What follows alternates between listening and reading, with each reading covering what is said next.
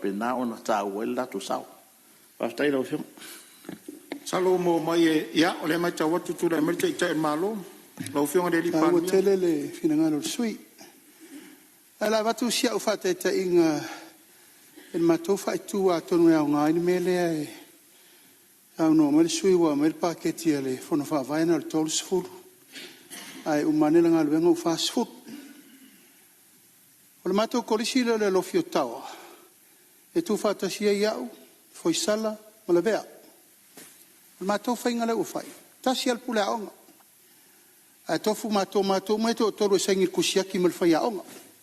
O mato poloketi mo la taruna watu le o ti mo le aonga. O mana o mia le aonga tu lo lava ni fale le ta o fau. O le mela na mato fai. O sa iri le leile fainga o le fale le ta ua le ia sa o le leile me tauna mai. Ala na lafo i le tai o la fono va vai. Ma le pule o le aonga lofio tau. E o la ue vai, pe fiel tino i tupe, e toi fai fau leo mana o mia. O inala, e maua sao mai lava le tau atoa, o le la fai e le fale. Leipa le uma. O la fai lana avele matou tua lalo il pule aonga ma le pule il fono va vai ao. E o toi vai toilets tuai, toi fa fau. Awana i mai maua le talaina i lalo toilets tuai. E toi fa le lei a wale o ato matou ma mea. Ai fai le toilet fau le mana o mia ele. E fale aonga, il pule aonga fau. O la so ni atu la. Awana ia vele upu fo le no na vatu atongi e tol tupe. Paulo so ni mo tau. O se matou me la ufai. Ba ai le pule aonga, a vifo le kamuta, fai le oka ia uma, fiere tau, fai ia uma. O inala, e le to ye la tu langa le to sa tupe le nu. Ona wole lava paketi na vatu ele tu malo. Pe o se le so ni atu tu langa. Fa fengo fie level menel tu mai tono control ina ia sao le paketi ma sao fol me va ngai tu pe le tu inatu ta ua tele le sao no le fa pe wole lava tu pe o le liu nei le to fa le minstamen tangalu o la tu langa o te to chichi talo tu pe sao ma le tau sang fo pe lunga pe lalo ia ma tu fa fe ngai fo I fono fa vai o le al paketi il fono fa vai mo o au ia la o fai ala tapula se la wa fe tau sanga uma mo au ina ia fo ia ila tu langa le sa no mai o le se tu pe mo le va o le se pensini fa tu langa in mlai ma me uma fa pena o si so ni tu nali sa no nga sui mat Salo ma ua le vai nga le suyo fa sale le atol Ya na fa sa o al vai nga le. Fa tai lo fiong ali pa mia. Ona ole short for na mo. Ona ole quote lava na mai le aonga. Na mai loa in defense of fond vai. O tupe na ave a o wat fo. Pe lan sa no lo fiong. Le fa tu vai le lo mana to ina to fa le. Tu sa na ko accumulate na extra cost nei. A fa tai le fa mama mai lo fiong. Le anga fo ye se fo fo ngan ma committee. ya tu le mai lo fiong mi sta fa o lo sa na fiong fo talai. o ya maria feno al min sta o lo il fa u la vea sa ngatas tu le mai lo fiong ali ya le vo se nga e fa la level temita o le fiong ali min sta ya wa fo la pitola au ang long fo mal choa e sa no anga ma ya unga ile e tato wa onga ne fa pena na matango fie fa pena fo tsanga o fiong ale li min sta ta wa fo lo moa e to sai mala onga le tale St Paul's Academy e sa le hoi sa lo vitamina fa pena na matai o yo le ia le fa long long to mat to fa stai e fa fo ta wala na fo I pa inga o ma vai atu e sa ta ti ai pa nga fo ne va pena na fatal tau nuina ia mfausia le lei ia le foi fale aonga nga ia le pito no tele o fa pena na fausia ia male lo fia tol tato to no fa pena na o mawai ia le sai tai ta fa ngata mfalo miu ta o tele le fale aonga fo leo e fa tai lo fiongo leo mai to wat ia atono na o a pena o to titiona matalea o yo leo le o le fa popular mai tu sai foi mal sauna nga le fionga le pa mia fa malulu atu lo fionga fon tele se me ina ia mala mala ma tili manu le fa fonga le tātou atunu i nei mea o komiti o whaleaonga. Ia fia e fo ia le mātou fo ia aonga. Mātou aonga e so o le aonga preschool ma le aonga tūlanga lua.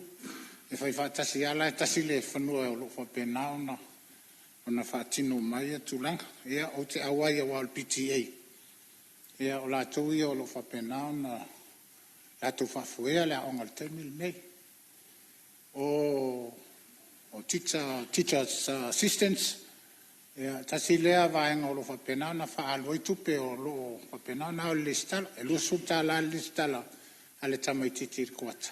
Rono winga, e wale sutala e le tausanga ato. E le stala. O le mea lawa nā sasawai mai le pa inga lena mawai ato. O whainga whaavai sa iai.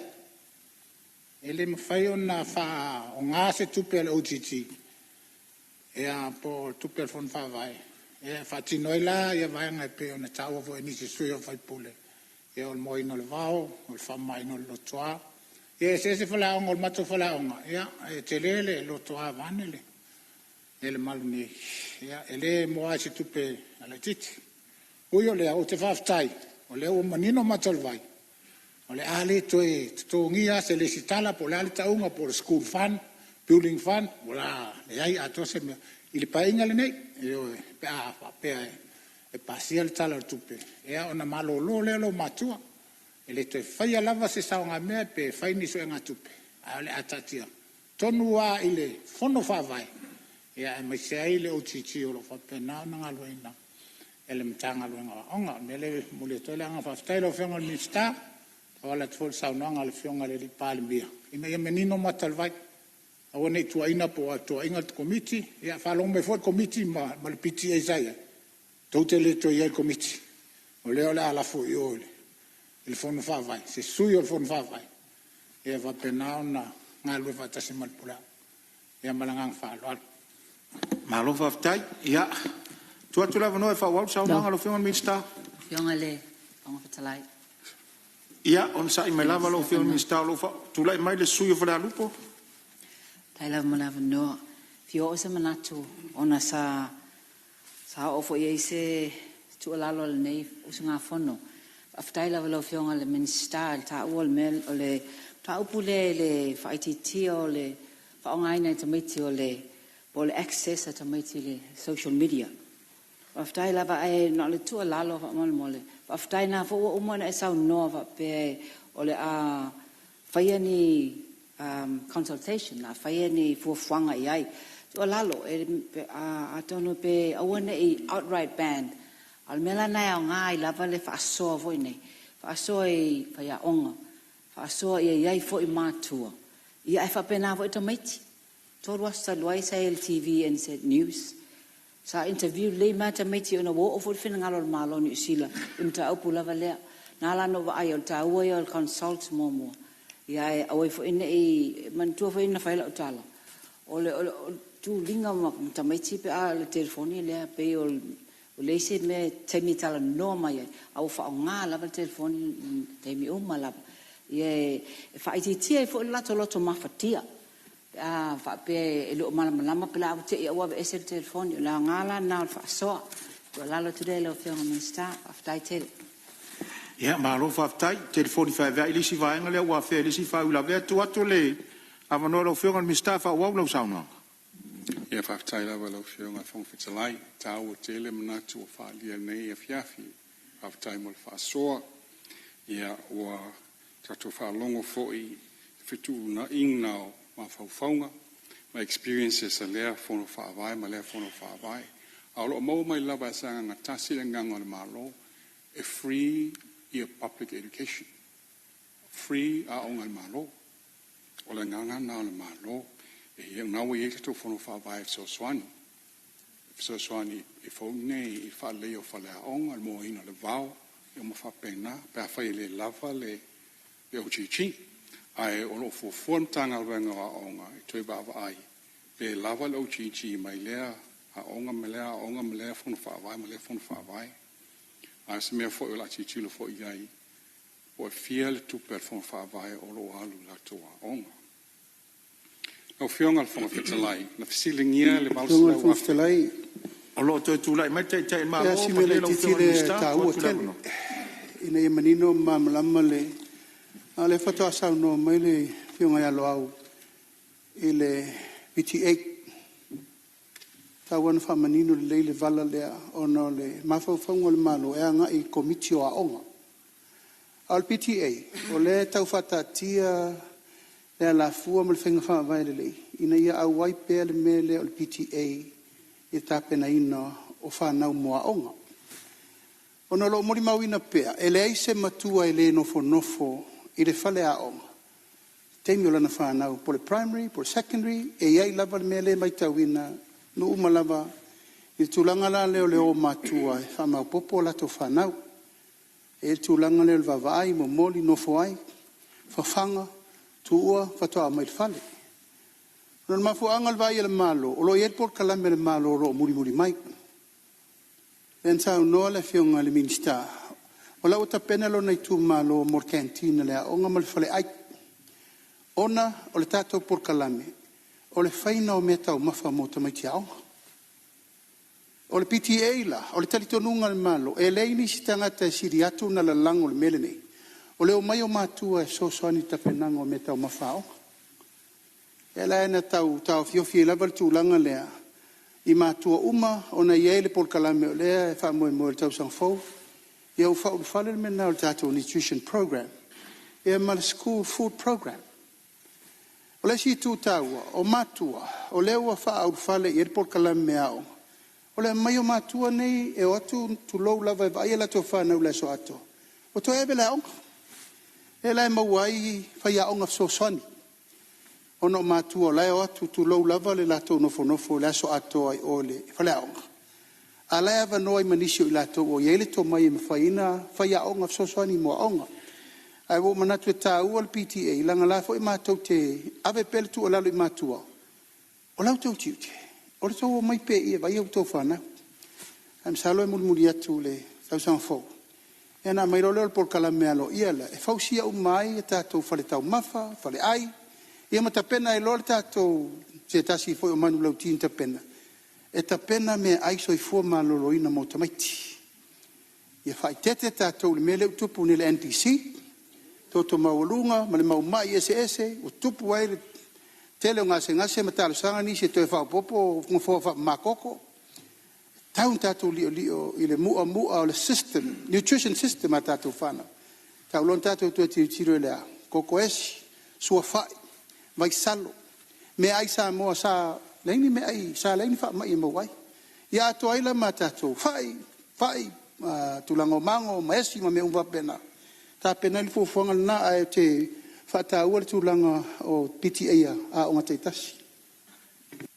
Salo lewa whaafonga mai u whaalau i tele atu le teitai o malo e nisi fo i vaenga sao fia i whaau i la vea i tūlanga on tau sao noa. Ia i tūlai mai lau whionga ni minsta e whaau lau sao noanga? Aftai lau whionga, lau whionga whonga whitalai. E fisilingia le vausa lau afe mo le school connectivity po interneti o aonga, mo aonga. E lima sul fitu aonga wa le lei fisota inga o so tanga whaatene kolosi. O lea wa fuafua atu ngalwenga mo le wha le lei o le interneti mo le eisi se lau sul fitu aonga. Wa o lea le saini le contract po le konkarate i le masina te nei. O le isi valu se lau afe lea mo le leisi tausanga o lo tutonu o le paketi al matanga al wenga. Lau fionga al whanga whetalai e lango e ana lofinu me le lua fasto uta le tala o le tupe. Ai se a wa o lea wasa saa maile tama o ainga o le atunu o mo le atina o i tu malo e whaafoe il fon whaavai. E mo le tuai le whaftai a fasto uta mo le 2 miliona lapa o mai i le tausanga po se 4 miliona i le 5 tausanga. E mawhai ai ona whaatino le tele o ngā luenga ma polo keti mo le manuia o a inga ma le tumalo. Ona toi fo atu seo, ona toi fo i atu lea se whamatalanga i lo tumalo pele fasto uta. O uma ona pa umai le tele o talo sanga. E iai, e na o mai le ofisa, o nisi na tusi talo sanga mai, Ia o nisi fo ina tau sanga I fo le fona whaavai.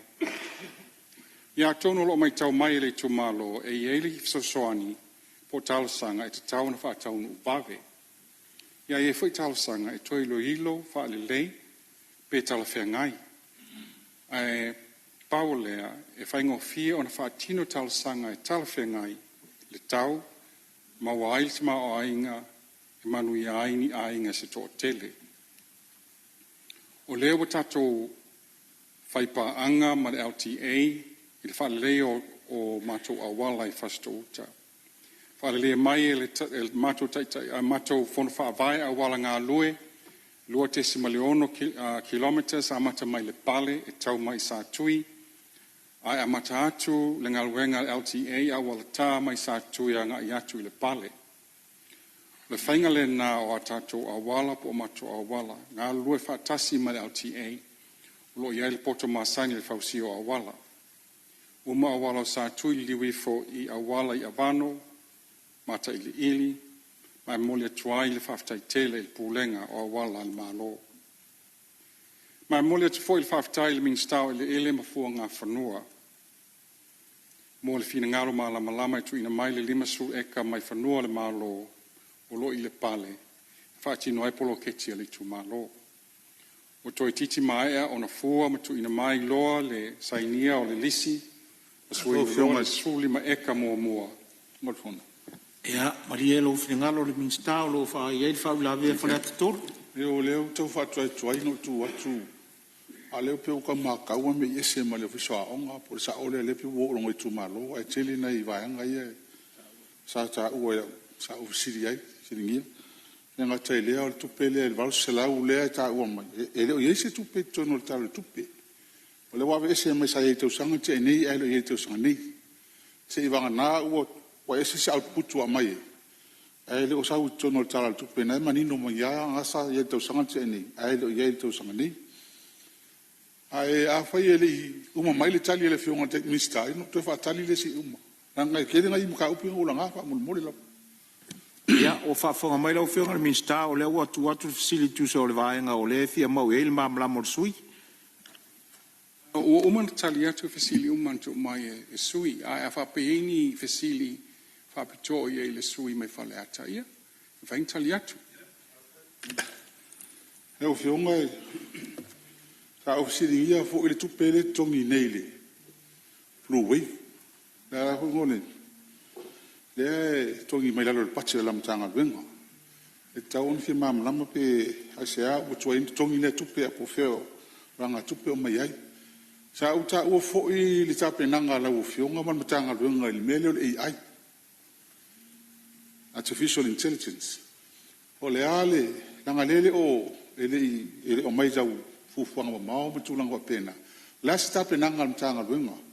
Nga iluma mesel ni vai tau le umtua fa nga lava le ya ma available ai po la de pui ngo ya I tangata pui ngo fa na wa nga ile va nga tau asi nai va nga na le no singia lo fionga le fionga fon nai mau la la Ia, po maua mai lau whionga min stava nga iu sau no e sui. Ia, koe awan muli malia le whina ngata. Ia mali va nga na e lua. Ia nana ta ua. Ia mangingo o lava le. In ta ua la unga inclusivity. Ngai wha mafa mai pakiki. O tupe ia o ave ia mamulama ma. Malisi ia on whaftai. Le o ave ia ka se laua whia. Au ka se laua whia le sa ave le Blind Society ma le sign language. Il pate ka luai. O na winga la lau vai. Na fa nga ma lu se laua whia na avia le le se tupe I mo Blind Society ma le na sign language. Le wa le se ma le kala pupe. A le ua mai lisi vanga le. Fie mo se manga lo fionga. Ia la foto lo whionga min sta. Iu la ia lo tula e mai ta in malo atu mo e le. Ano so atu le varsela ua fele ta ua le Blue Wireless. At what we shim ta upo la mamla min sta all Blue ole Blue Wireless. O se piri wa leva na tauna tongi. Amata me lua fe lusu lua. Lusu toru, lusu fale, lusu ono e tongi lava. Le yo le whaupungo nei pili ina wā mata le school wifi. Nā mata ina whai le poloketi le. Peita, wā alu whenumia e. Pasi e le MESC, o e pasi ma le MCIT. Pasi sao ili mo le MESC. E leo malama le MESC i le mela e watuta. O le whatua fo ia le wawitau li lea. Talu mai le amatanga mai o le uruai introducinga o le poloketi le free wifi le tatou. Tatou te mamalama. Pacific. A si fia lau whionga langa ngasa e minsta lango lango vor temi lea. E lau whato a taunu ul taununga. E pei ele ai talafu nei walewa na o wele malo. I le company lea. O isi tenda i e luma mai. O le whanga solo pe unsau noa le whionga le minsta. Valu se lau wafe le wha anganga le malo. E update la le poloketi lea. E lai wha solo le temi nei o le no o musmusu atu nei le minsta. Tupe po ua ta yo o mai le tenda lea. Alanga lai sa no mai le minsta o le whanga solo. Ai pe o wha mamla manga na. O le piri le foi o vai atu o le wha ka peneta i lungo le Facebook. Ya? O nā te vai atu foi nai langa mai na. E lava e tui malo fie, tātou malo i le mene o le liki o information o le malo. Le se mere lei. Pato au mana whai ungal ka peneta e whao ngale unforeseen. E pe i en mene. A le ma vai le wha aso e sa wafur whaka. Ya, o lo o ono saipea ma olo le fua. E anga se stangata na te whaalata ina le malo i me wapele le lei. I le manuia. Wafa fufuanga na whaima le loto mamao ai tā lafu na tu ua. Ia kampani e leito tongi ina.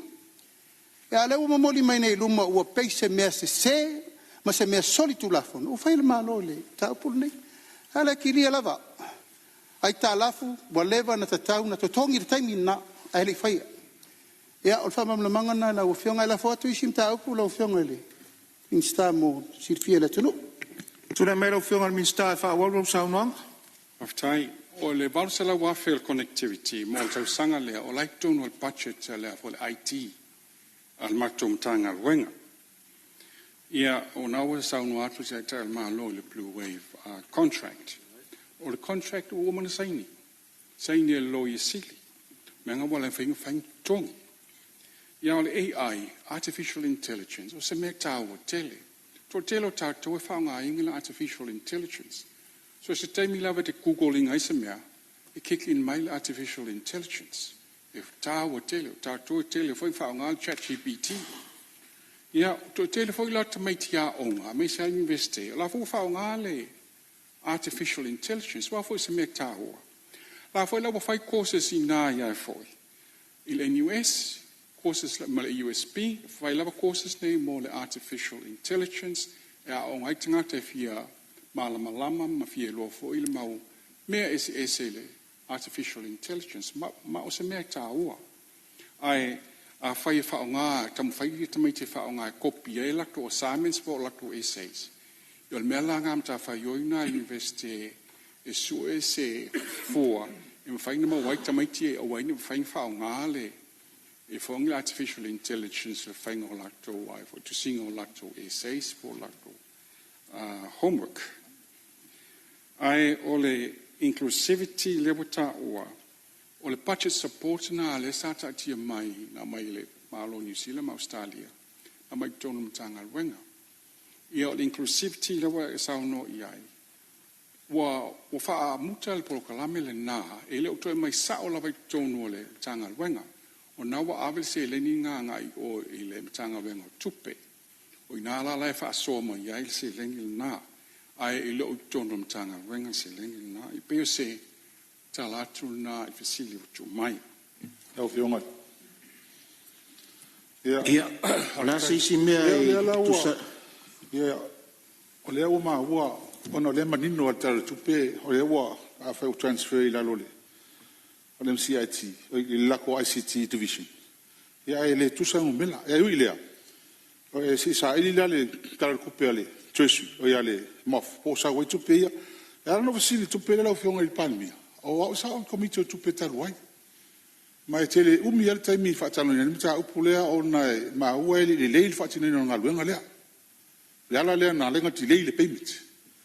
a fai wa fa ma ye ina le kapeneta nga ruenga ia le ai pe ole te mata ole ala le fa sili ona sa mai mo ma fuang sa sili ngia ko ni komit taloi pe se ame ole tongi ai a tala na mai le fa tino ina nga ruenga mai yo la telo masi a fai ole o ye si tu langa u family ina malo ia la le tu si ole tu lang aftak ia tu la mero fiongale le li pa le fonklai se on sai malo tu tai lo tu ngai se tu atu la ngo le tai malo lo tu la mai tu atu le no lo fio e lo e atala nele tala fa solo pito il blocchetti ne le fele ia ai sia il blocchetti ne fa tu tonu il temi il tato fino un fa po kiki e umila il temi fa mtala anga il temi na ave lunga sa ke lite nei lungo fa le aonga na mo sa ke lite le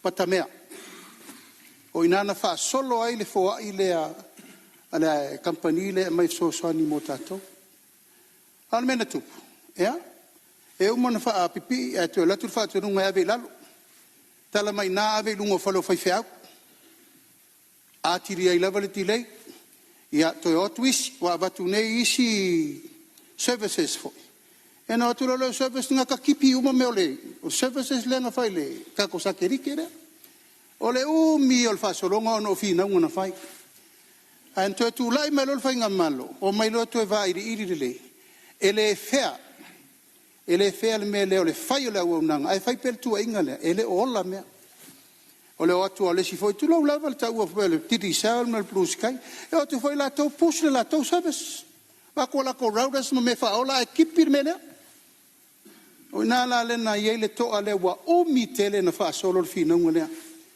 ai ama tongi na vatua ma fa tu langa service le o tatau o na to tongi le pilier company le la fatino e na vese lo le matato api mal fina so ai fa solo le tenda foudo le vadu se la wafe e lo po ai le wo piki ne fa solo lo le molumana e fa pipi mo e lo me na fa solo il tato wifi moles mo a io fa mam le mangale la ufiongele fon talai mal fa fon salo le o le vaenga le sulio flata todo on sai ma lava lo ufionga te le tu ngai salo le vaenga le ia o le wa mawa tu i no fo o se payment mo company sa fa le service ai le to ngia mon tausanga ia pe tolu pe fa long wat so o le ala o fato at tongi ai tala fo le malo anga il company le a le vaenga le ta ua se le ni le ia masalo sisi tenta sisi service provider fo ai pe o le maua tu le no fo le vaenga le atunga lo lu finangalo ia masalo fo le ele na tia fo la ofionga sa ia il comito tu pe le fo sa fesilingia e tu sa la usa no pe ai se o le tongia e la o se mai malo mo ti lo i fenga fava o town tong il company la la sa fo service a le maua tu pe fo le tono paquete le te fesilingia le se il IT po le alvaenga le ale officer o masalo la o se si company fo e tenta mai e fa wo winga o se si service provider il tulanga le ia masalo manino le fa manga le fionga te malo le fionga le sui mamalu fa le atto ia o fionga te ole i tu ngai pe se mena fisa no ai o fionga von tlai ale mtau pule sa tala noila a o te le i ese mai le tofi pale mia e al campanile sa langa mai a tia e a fo sa no foi tala foi miliona tala il regulator e lima sala wafe o lo no foi tala foi il computer services limited Salang maila ya tau ma o fautuina ya le pulesa ai. El tau ona tapa el campanile a wan nofu masuile ngoa. On femele ya tau masuile ngoa. A tangata la vetas. A faila tulanga lea. Le la le mele o vai atu iai. O le nofu ai tala ful miliona tala a lima sala wafe ale la to vatu ia el tato malo il tu pe tom ia tangata ia Leo te whaafisilia tuai. Po se mea te taule mea o whai. Ia, malo whaftai a tonu o le, nai maua mai whamamanga teitai o maro. Se to tuatua la le avano le teitai o maro. Whaftai, o te loa e iei tu tā ua, hai peo no whai atu. E aru le pōle nei o whaamalamalama le tā upune nei. Lima ono tausanga o tu ua lai talafu lea.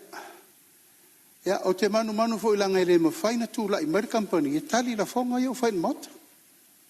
A elo te tenunga, maari lia sui, ta tia mo le teimi nei. Leu wha ngā solo ngā luenga le malo. Le whain tātou tu turi a kūre, fia, ono tausanga taruai.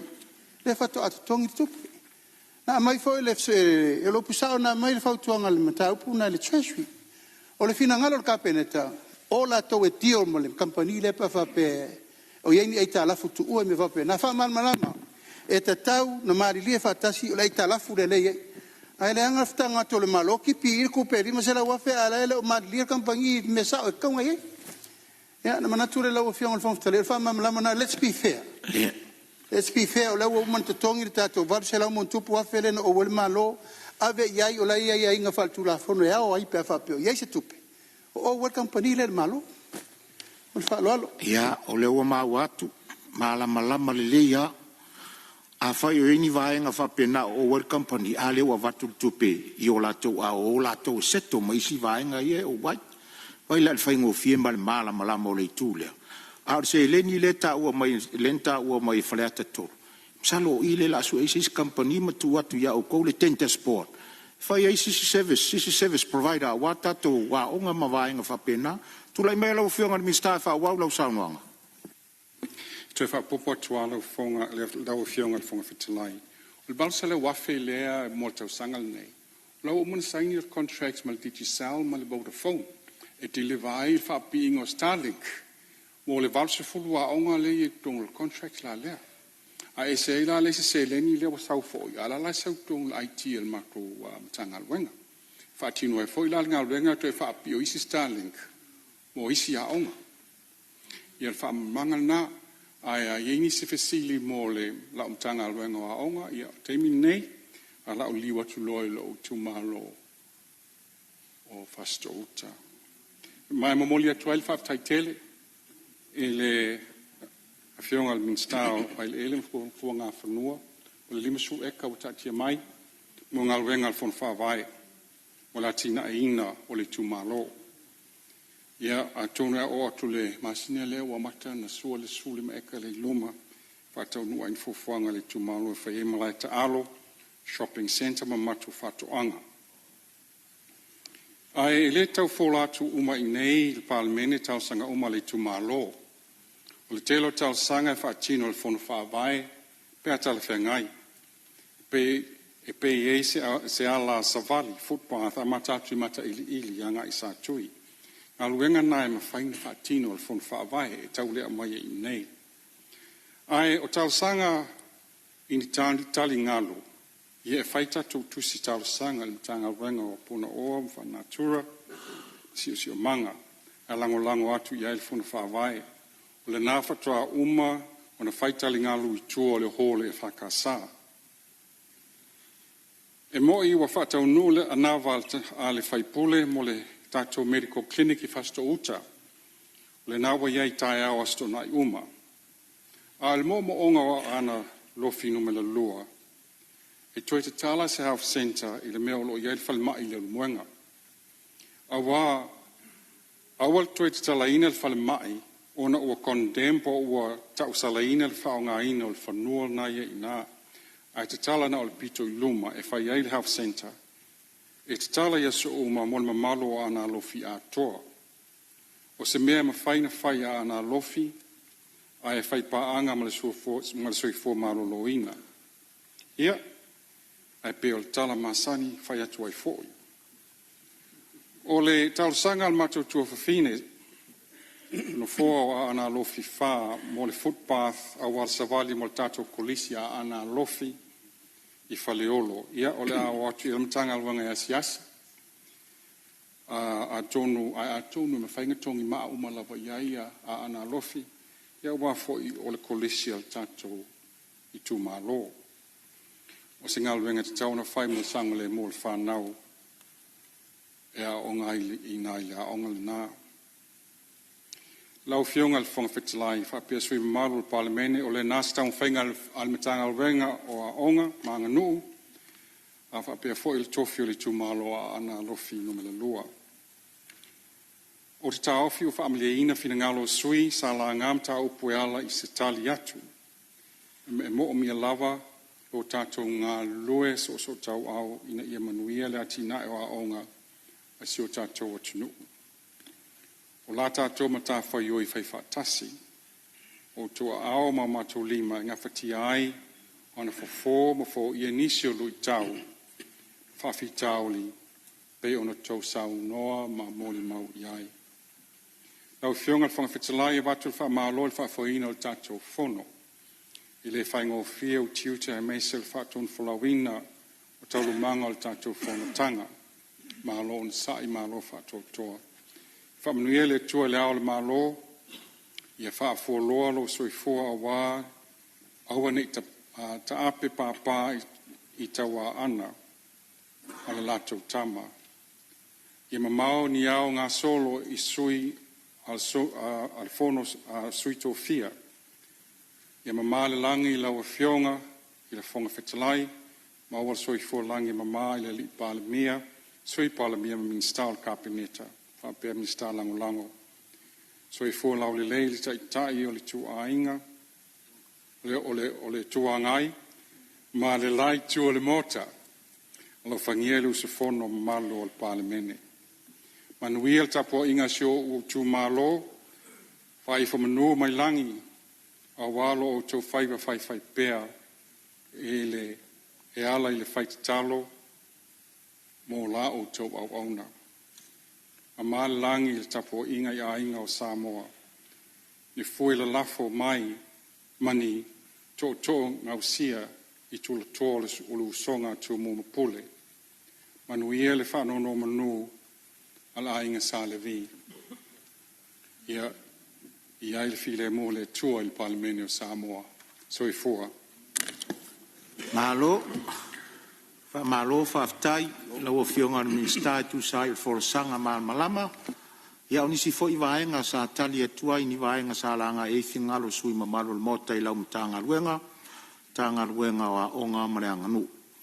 Ia whamalo fo i le polisili, ia pol officer sili o lau mtanga luenga, le lango sua atu lau fionga ni minister. Ia e maise le manu tawe o le mtanga luenga i le whaingo fia le mtanga luenga faisto teli. Whamanuia le atua i lau tau soifua tautua mo le tātua o tunu. A te whaftai whapitoa atu lau fionga le minister. O le whai o lau whaatusa le tu malo e silini tele a onga peo a ingaritai. Ia o lau whautuanga, whaola mua la internet a ingaritai. Malo whaftai. Ia o tātou se mai i le minister soifua malo loina. Whalapu tonga tau i mo whaavlave whafosei. Whalapu tonga whaavae tau whatunga o Samoa. Lau fionga ni stau soifua maloloi. Whaftai atu i lau fionga i whangwhitalai mo le avanoa o tu ina mai nei fo intanga luenga. Ma tau talai le ava malmi ngao. O lea ua solomea le tu whanua i le pongisa ua lau ai le si ua mouli. Ua tongo malama o le papa lau li lei o le tatu o la tanga. O le atua sisili ese lea. Lena vavalo ai le tutonga ina ua whalao le masina o le atata la fuia o sa le vao mai whapeai. E le tau masina lava se tangata ma le atua o Samoa. Ai o se tu mumusu fo i whepo i siona atali o le atongie sole. Ia e manatua tapu o le whanua. A e tā ia mouta e sa le fulu. A e tā ia mutai e sa le unga. Ai aua nei ngalo le whaalia lia o moa i lona toi aso. A e pale manatua le tapua inga. Fusi la ia o lapa o malo ai momori la au i fonga. Au wā lau tapua inga Samoa. O le so e au lava o no momori la nganga whaaftai i lau tapua inga. O te whaaftai atuai le tapua inga pulenga e ka le sia Kerishan Uma e le ngate le atu Samoa whapea fo i lalulangi atoa. Whamalo le anapongi whaafitai lau tapo inga te talo. Wana le se nolea se manu mātou te a whaina le vasa. Whaafitai atu ai fo i whawhenga inga taulangi so se whatawhai taulanga e fia. A wao le mātou talitonu o lau tonga luenga le au male pō o mafuai o na maua le file mū ma le whealo whani o Samoa. O te whapea atu fōi i le tapua inga mamalu a Samoa le ngata i Samonei o Samoa i atunu e mau. Tama mainga inga mo lātou tama li usonga tu mū mapule i tu au ma la taua a inga le tai ma le vao whono ti. Tapua inga mamalu fōi i atutuila manua sua ma le vai whanua fō mai tūlangi sa ole sa le au mua le lau niu na sa e lua. La au nā mutasi tamal manua tele to o le whale ula. Nau whapea lea le tapua inga si au tu malo ngā ngai maunga numera tasi ia au wale pa i o a inga e lua e te tausia sa le aula. La inga sa tuala ia e maise foi le a inga sa pesta le mamalu ia oe sa le aula ia e tainane au to uli o vai tutu ia whapea foi le mamalu ia sa le murianga whapea le whale ana. Nā whi mai leo se mātou whamtalanga, iau pa ia lava ia o Samoa, mai lava i malai tele, malai o le vavau sei pa ia foi filim pulitu, unta wilo ai manu o malo, le wa e manui ai le whatama swali inga Samoa onu sumal whao on tausanga, taluna avea o le malo tuto tasi. Pau fionga le whongfitalai. Whamalo whai o whaiva. Se o te manatua lava le tu mumusu a le fionga ia whamuina. O whea ea e mafua tuai le whealafana o le maota le nei. O le maota le nei. A maua lava le ai leo tato wa lava lea. E a umani tupe ni tamau a inga ni tautaua ma le longolongo a. Aia whaina i Samoa. Tapua inga mamalu o Samoa. O i nei lava e mafua tuai le manui o Samoa. Mau te whawhitai tele lo lo tele. Whawhitai le mamau le tō wha. Whawhitai le fitu nai. O le nfoa e mamala. O le no foa e whae e uma iai manui o le atuno. Ua wha malo e tele wha i tu au. Ai te fusi whau o le malo e le eni pāti tu tonu i nei. Tātou o le ainga. Tātou te ngā lue whātasi le manui o Samoa. Wha malo mo whātai lau fionga il pāle mia. O le miti te telentu ina mai e le tua e le whaingo fie. Te moe i ti ngā te ala i ti ngā na e ono sa i aisea ma mao le miti. Ma walunga le matatia wa e au sia. Ono le loto maulalo. Sa ili lalo malo. Whamnuia le tua e lotu lai mai. Lau fionga le sui pāle mia, o le nā whanua malosi, whawhatailo o no saimo lau whapale le telo le munga i mai tua, e te le amana ia le pola e motu i tua. Le pa ia ma le malu, le kāpenetai, ia fionga i Minsta, whamalo le amo tusa, o le nā lava lo tātou ai. Fionga foi, Minsta lango lango, whailea mo i tātou. Mātou nei oa o i tae au. Tātou te fitutu na i le malu mai o le tua ia i tātou i taimi uma. Whamalo i lau fionga, tai tai o le tua ngai, tu tai e foi o le maota. Amu ia ta ita, ua tā whaafasa ngai. Te le lopo e mana tuana e malanga atu i Australia i Cairns, no u interview ina o i lau potu. Na e latu sa ili ai le tausanga iwa suma lima. Ta whiloa i nā lo ta pa i nā lo au. Whamalo. Lau fionga le suitaitai o le tuangai. Whamalo whai o le whaiva. Ia tainane fo i le fionga sa whapito. Whaftai. Tai le on sai me tinga. Le ngā tailea sui malu uma o le pāle mene nei. Iai se whamatalanga e whapea. Ua matua onga le matautia o le tinga o iai le tatou soifua maloloina. Mau te le alo ia tol niu, a wai le mau ese manui o Samoa. A au tau leanga nei, e sili lea, a i o whaia se ngā luenga mo o e Samoa tai ao malua. Se wa mata mai i le sui o le tu malo ano a maalua. Mai le lei lava lo ufa manino atu, no na uma lava o le tatu whonotanga na e whamatala mai ai le wha le tonu o le tatu whale whailele le maternity ward o le afiafi ale nano ulu ai tonu. Mai le aise tua inga e sao, te wha malu lua tuai. Ola air conditions, ma maa atoa, ma tua tari fia mai au, ele principal nurse na tiutele napo, ia mato wheloa ai ai. Whaftai, ai mana ia na ia lui. Au fionga whawhitalai, e mo se wanoa. Ia, whamalu atu lau fionga minsta, le voi mwhaisau komalai titi. E sei tu atu le wanoa le sui taitai o le tuangai. Whaftai, salo e, ono nasa e anga I tono le, o le whanawhai lele. A le mea sa whare tono whafu. Mo drains ngai wafo, sa taunga e anga I wafo. E alfa sa onga ngā mare ngā whalo. Ia, ma lolon sa, lona winga ese e o tonu ese e o whafo, ia, sa unola fionga minsta. Talia tama matua o maso, fesui ina upu, e lea whaina. Whaftai fo I lau tua lalo o na uti le whasoa ua I e tau se soifua I o lato tongi. Fionga whawhitalai. Ia, maria whanola fionga minsta soifua marorina lo tu atu taitai. Malo? Whaata la fonga I le mali. Anga le tapo I le tunu. O ta ofi le lei upu o le sui taitai. Vai le whalewhai le le o le lei. E lei me se upu whape o whafo le whalewhai le o le lei. Ia nan whape natu. Walu nei vai aso tau whasa o atu tau lenga I lumo le tele whamtalanga se e mori mai.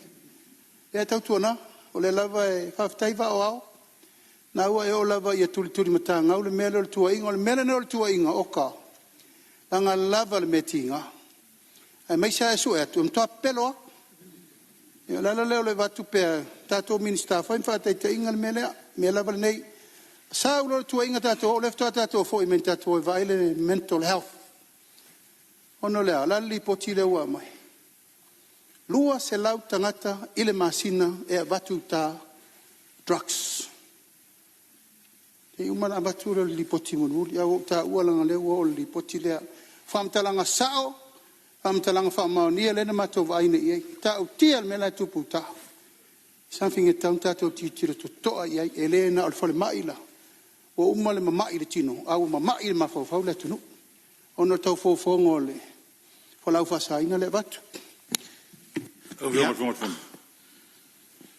Ia. E whaale longo maali e sa no ngale. Whaale mia, singo le pae pio tau sa o mai o tō ia I tō me tele e lau mai.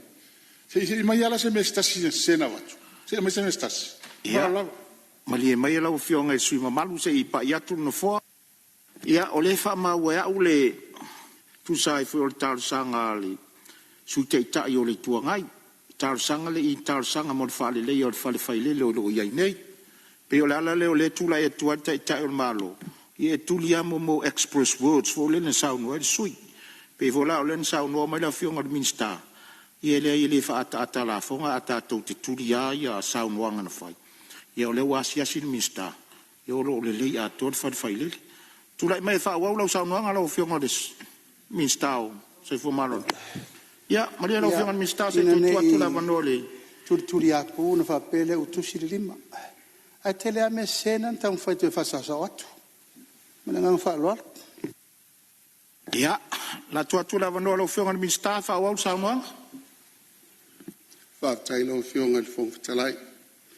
No o mai la ia lea I le wholesanga le fionga le sui o le tu malo no a malua e tu sai ma le fasea o no pa u I lalo I tupe whanganga mo tongi o tau soifua.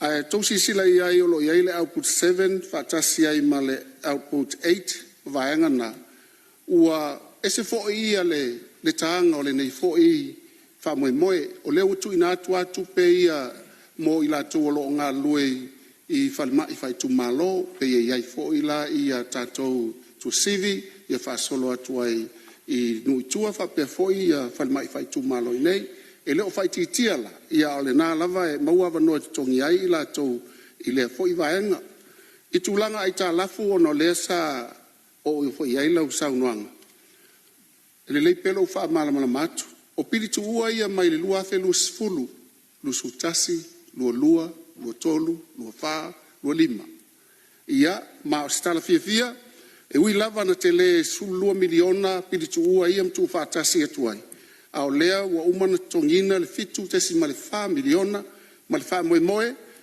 i le tatou pae inga i le tausanga fau lea a pasia lo le tatou tala tupe ona tongi atoa lo lea i le tupe fa nganga ua iai ia wale fa moe fa tai mo le taulanga langa i mesili a wa umana tongi a tatou pili atu ua i ona fai ngofie fo i lea ona fisoswani malosi mo le okaina o tatou fala au vai la au ia o le tali atu lea i lau fionga o mai lea i le o lo tula mai fau la vea fale alupo maria fenolo finangalo lo fionga le minsta se tu atu fau la vea Era mo lava no fionga minsta aftai ono was lesi sui sata uale mo lalo po u tasi tes tolu decimal iva million po u output full fit to nurses esa ta uaile PICA ono le tasi le o onanga ta ua o onanga mana mia o onanga lo yeni nisola to nga lu le malo lo le au mal po la ta ua e even mal outputs full tasi ava te voise manatu na pa u mai lalo ia personnel and operations tasi decimal lua ale te ta ua e va ai outputs ia le ono fitu valo na ua walunga ilunga lo te vai atu sa o walunga ilunga ia ale o le fa lo fa sinoi pharmaceutical medical equipment and supplies lo ia ni personnel o for personnel na walunga health security and disease Ilo la ve foi ata mai tai fo mai. Plus fa manga lo fionga. Ia, lo fionga le fon fetalai. Ia, mai to tula manoe. Matanta to wole wi dinga wi. Ia, o le ala na. Ma this week e al time tata no meta tasi ma outputs ma pages. In fa mam lama le ai tati mai la un ministra le tu tala lo.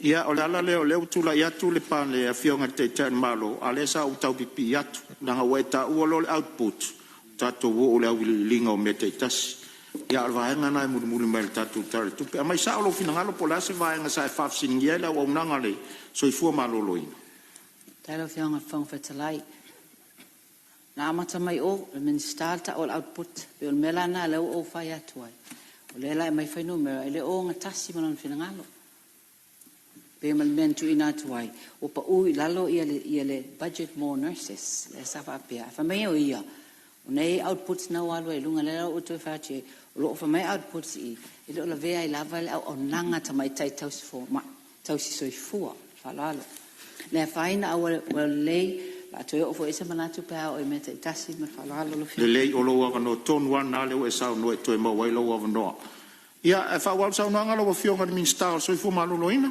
fa taila o feo fong talai ana fa palpale te isi ia au o lele yo atu talina no sili awa fo e uma loa ia suyo na ma so o male suyo fale atalua so o male suyo si umu o le umi fta tau ia le fo ye le tali moia au te le fia tali o taimi on sai mai e uma tali atu le mena te pole ai o mai la ia lea i le suyo fale atalua la fionga e tu sai ma vaila au ma fala au ia le tulanga tonu na te lo le wotali atu ai le vaenga lea o le tulanga i lau so swani ina ia mawhai na wha matu se lua se lau a wheta la mai whonu whawai whawtai wea mai ai fo i ma le tali o le whawhitau e we so swani tongino ai ta lafu e le ngata na mai ia se lui ia au le fo i e te so swani i se awale whatupe ai ia ule popole leu whamtala atu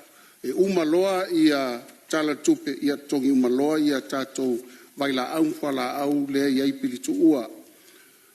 O le tulanga i le fisili a le suia si umu. Fonga fono.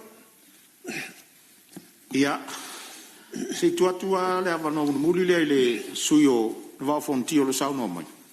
Ia paftaia lo fiongole, fonkalai. Ia e pupu lava. Langa leua sau ngoa le fionga i le Minska. Fa per suyo faleaka lua. E le whapangakua ko le wae kasi a Samoa. Ia le sa sosongia ku le lua se lau foi lea. Mai fong whawai. Ia e sosongia ia i lam ka ngaruenga. Ia ua foi lo kainga mai. Ia mo whamawonga foi le man whasaunga. Ia mo kakumau ka man whalaro. Ia malo whaftai. Ia whamaruru atu le suyo wa fonti. E whapena fodi whina ngalo na whalia e whaleata lua. I le tūlanga na nā. Tuna mai rau whionga ni minister whaoro saunanga? No whapea si o uso lele a yoso a le a yoso fo ia. Veonga na o ai. Au lele yo atu lau whionga. Ia ono o mai le ias i le sui o le tumalo si umu. E peina i te talo mai e waleva na whilitanganga le lato. Au te vai o peina saunoanga lau whionga ni minister o me taluai o tātou taunu ma tātou taini manara. O le mea leo te whasilisila tuai, o le a whaauau saunoanga lau whionga i le li minsta, so i fua maloloina, ia mo le tātou asofono a tai au. Momori atu le wha malo suius fono uma, tu sai o le tātou ngā ruenga whita le nei aso. O tātou taunu uma iai le tātou tai manava, tu sa male lafo o wha maonia. Wha malo le on sai, wha malo le wha pale pale, whaftai mo le whasoe le nei aso, whamalo le usfono. Tātou sa ili malosi e toi whauawai le tātou ngā ruenga tae au. Ai whamoe me uma i le lofa o le tua. Whaftai atu le tapua inga mtanga ruenga, mwhalapo tonga tu maoti o le tātou malo le onsai. Ma le mamalu o le tātou atunu o lo tātou mafuta pea e au mai le nei afiafi. Malo le tapua i le nei aso. Tapua inga Samoa le atunu pele, manatu o lea ua tuana i le whana o afi o malama, wha malama. Whasauni fo i mo malolonga o le nei afiafi. Ai wha malo te talo. Whaftai tapua. Ua manuia tawanumanga lau pale mene le nei aso ona o lau tapua inga Samoa. Ia nga lelei li i whaiva, ma whai ngā malolonga o le nei pō. Lao tātou malolong, o le talo ar whongwhitalai, ia pui le atua i lo utou wafi fio atu. O mori atu so i fua i ainga o whatari mai, ia wheiloa i le fia ma le file mu o le li. Na o se whasi silanga pupu o le whongwhitalai, mo le sila fia e le pale mene. O le aso a tae au pe a tolopo a tātou taualumanga i le itula e tasi i le audi. Ua whatulanga ai le drug test mo suis fono uma le tātou pale mene i le maota tō filau eti ale sana. I le taimi o le tātou tau mawhtanga o le audi. O te talo atu ina ia whautangia mai le nei whasilsilanga. Ma o te toe te talo atu ina ia whautangia mai e sui mamalu uma o le pale mene le nei whasilsilanga. E te tau ia i tātou o tai o le atunu, o na tau la mua i ia la asanga mo le sila mai o le atunu. O lo o mawalunga la tātou puipuinga i nei whaafita auli, wa a fiai le tātou atunu le nei vai tau. Ia awai uma le tātou whaamoe le atai au. E le te tau o na misi seisi. Se vanga nār ka peneta o le a whaatino lana whonotanga masani lona potu whono o i nā fōi o le a whaatino ai le lātou drug tests. Se i tūlounga ngana. E tutusa le lava le whaatino ina ma i tātou le a whaatino ina i le tofilau eti arisana. Ai tātou te le i tōro pō o te tarasanga atu suis whono mo whaasale le anga tōru. Se e saunia se te tālo e whai o ai tātou whono. Tātou i fōma talo. O lea ua lafo le taula o vatele. A pena foi ana mai ale mga tunga luenga le yasu. Vi ia o ele atua i me uma.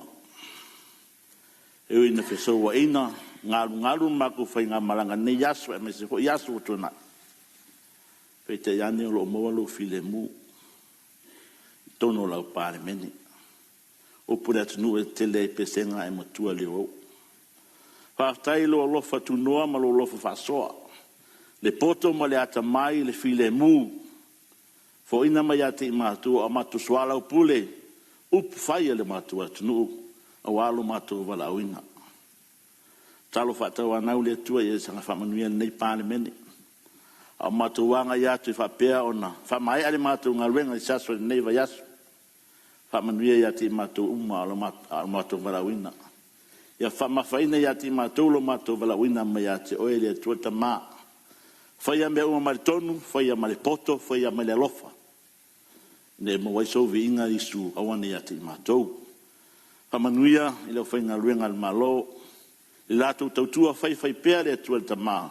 Malo lato valauina. Mātou te talo i whamanuia i tapu inga se o mātou atunu. Mai monga maulunga se ia pāia se o i titi le tua ta mā. Whawhitai mo le lato whai wa talo mai o mātou. I sanga manuia o mātou whai wa le tua ta mā. Nei pō man nea fiafi pēr mātou tau mā vai. Lofa le tua te tai mātou i o mātou ainga marifile mū. Whamanuia fo i whaila tu telefono, e mai se lau whainga ruenga. Mai se fo i mea ai ma mea uma o tau singa o mātou fontanga. Sa whamanuia i ati lātou. O le mātou taro le lātou lo swafa Yesu. Amen. Whaftai lau fionga le sui maru mo le tarsanga mōlia. Whamanuia le tua. O te whasisi lātu o tolo pōnei tau urmanga le whono au whai tūra whono. Se iau lia le asu whono tai au. I le tūla iwa tau sfuru le tai au.